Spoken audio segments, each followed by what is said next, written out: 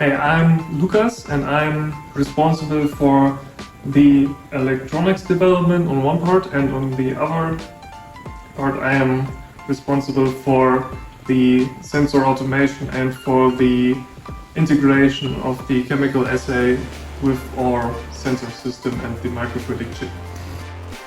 All of our electronics are integrated onto printed circuit boards, which are designed on a computer using a PCB design software. The design files are then sent to a manufacturer. After we receive the PCBs, we start with the assembly. In the first step, the footprints of the electronic components are covered with solder paste, with the help of a stencil. It is important that this step is done with care.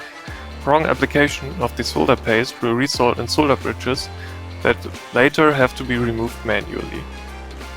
The successfully prepared PCB is taken over to the microscope.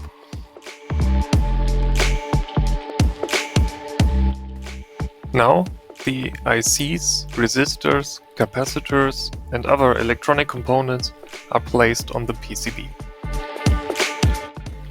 Afterwards, the circuit boards are placed in a reflow oven.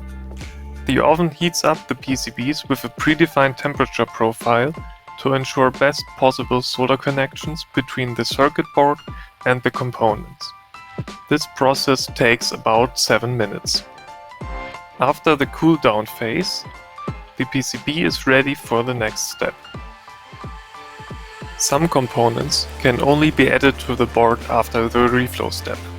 For example, the connectors to other system elements like pumps and valves have leads that go through the PCB. Thus, we have to solder them in place by hand in our electronics lab. The finished circuit boards can then be combined with the microfluidic chip, the pumps, and the optical measurement system to build the soil monitor sensor stack. The nitrate sample and the assay are drawn onto the chip where they are mixed and optically measured.